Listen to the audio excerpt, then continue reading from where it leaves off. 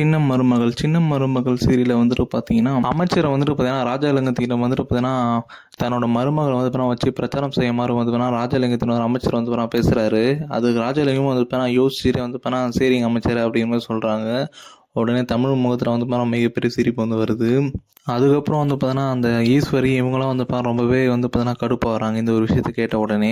அதுக்கப்புறம் என்ன ஆகுது பார்த்தீங்கன்னா, சேது வந்து பார்த்தீங்கன்னா கூட்டிகிட்டு வந்து பார்த்தீங்கன்னா பிரச்சனை பண்ணலாம் அப்படிங்கிற மாதிரி பார்த்தீங்கன்னா சித்தப்பா வந்து சொல்கிறாரு. அதுக்கு சித்தப்பா வந்து ராஜலிங்கம் சொல்லும்போது ராஜலிங்கம் வந்து பார்த்தீங்கன்னா சரி ஏற்பாடு பண்ணுங்க அப்படிங்கிற மாதிரி சொல்கிறாங்க. அப்புறம் சேது வந்துட்டு பார்த்தீங்கன்னா இந்த பிரச்சாரத்தை வந்து கலந்துக்கணும் அப்படிங்கிற மாதிரி தமிழ் கூட கலந்துக்கணும் அப்படிங்கிற சித்தப்பா சொல்லிட்டு போயிறாரு. அதுக்கப்புறம் கருப்பு வந்து இப்போ நான் சேதுக்கிட்ட சொல்கிறாரு, சேது நீ போய் தமிழ்கிட்ட வந்து பேசு, அவள் வராமகின்னு போயிட்டு போகிற பிரச்சாரத்துக்கு, அப்புறம் வந்து பார்த்தா மிகப்பெரிய பிரச்சனை ஆகிடும். அதுவே நான் வந்து பேச மாட்டேன்ப்பா நீயே போய் பேசு அப்படிங்கிற தமிழ் கருப்பு வந்து இப்போ சேது ஏற்றி விட்றாரு. அதுக்கு சேது வந்து இப்போ தமிழ்கிட்ட வந்து பேசுறது அங்கே போகிறாரு குடிசைக்கு. அங்கே போயிட்டு வந்து சேது தயங்கி நிற்கிறாரு தமிழ்கிட்ட எப்படி பேசணும்னு சொல்லிட்டு. ஆனால் தமிழ் வந்து அதை தெரிஞ்சுக்கிட்டு வந்து சேது வந்து விளையாட்டுத்தனமாக வெறுப்பேற்றிட்டு இருக்காங்க. அதுக்கப்புறம் சேது போய் அங்கே நின்றுற பிறகு உங்ககிட்ட வந்து ஒரு விஷயம் பேசணும் இங்கே வா அப்படிங்கிற மாதிரி தமிழை வந்து கூப்பிட்றாரு. நீங்கள் வந்து இப்படிலாம் கூட்டிங்கன்னா நான் வரமாட்டேன், ஒரு அன்பாக கூடுங்க அப்படிங்கிற மாதிரி தமிழ் வந்து சொல்கிறாரு.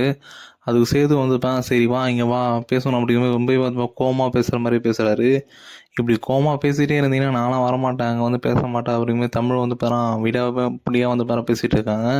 அதுக்கப்புறம் சேது வந்து அமைதியாக வந்து இங்கே வாங்க அவங்ககிட்ட கொஞ்சம் பேசணும் அப்படிங்கிற மாதிரி அமைதியாக எடுத்து பேசுகிறாரு. அதுக்கு தமிழ் வந்து கிட்ட போகிறாங்க. தமிழ் வந்துட்டு கிட்ட போயிட்டு வந்து நிற்கும் போது சேது வந்து நாளைக்கு பிரச்சாரத்துக்கு வந்து நீயும் வந்துடு அப்படின்னு மாதிரி சொல்கிறாரு. அதுக்கு தமிழ் வந்து நான்லாம் வர மாட்டேன்ப்பா, நான் ஏற்கனவே வந்து பேசுனதுக்கு வந்து இவங்க சரியான என்னை திட்டாங்க. அது மட்டும் இல்லாமல் இப்போ வந்து எனக்கு தொண்டை வர சரியில்லை அங்கே பாடின பாட்டுக்கு, அதெல்லாம் நான் இப்போதைக்கு வரமாட்டேன் அப்படிங்கிற மாதிரி தமிழ் வந்து சேதுக்கிட்ட சொல்கிறாரு. என்ன நினச்சிட்டு இருக்க, நீ வந்து தான் ஆகணும் அப்படின்னு சேது வந்து ரொம்ப கோவமாக பேசுகிறாரு. அதுக்கு தமிழ் வந்து எனக்கு வந்து இப்போ உடம்பு சரியாத மாதிரி காய்ச்சல் வர மாதிரி இருக்குது, அதனால் என்னால் இப்போ வர முடியாது அப்படிங்கிற சொல்கிறாரு.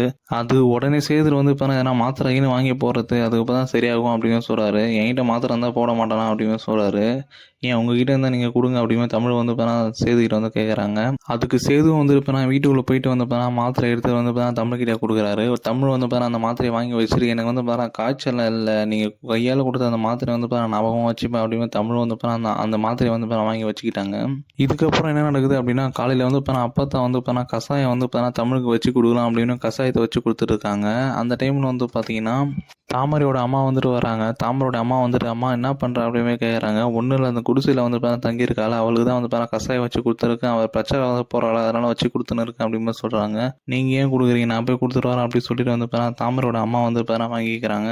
அதுக்கப்புறம் தான் வந்து தாமரையும் அவங்க அம்மாவும் சேர்ந்துட்டு வந்து ஒரு பிளான் பண்ணுறாங்க. ஏற்கனவே வந்து குழந்தை வந்து வளரக்கூடாது சொல்லிட்டு ஒரு மருந்து கொடுத்தோம், அது வந்து நம்ம மிஸ் ஆகிடுச்சு, இந்த தடவை மிஸ் ஆகக்கூடாது சொல்லிட்டு வந்து பார்த்திங்கன்னா அந்த கஷாயத்தில் வந்து அந்த மருந்தை கலந்து கொடுத்துட்றாங்க.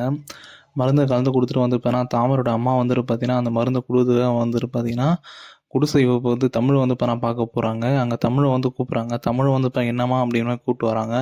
இந்தாம்மா அவனுக்கு வந்து அப்பாத்தா வந்து கஷாயம் வச்சு கொடுத்தாங்க அப்படின்னு சொல்லிட்டு தமிழ் வந்து அந்த கஷாயத்தை வந்து பார்த்துட்டு இருக்காங்க. இதுக்கப்புறம் தான் தமிழ் வந்து அந்த கஷாயத்தை வந்து வாங்கி கொடுப்பாங்களா குடிக்க மாட்டாங்களா அப்படிங்கிறத வந்து நான் பொறுத்து இருந்தால் பார்க்கணும்.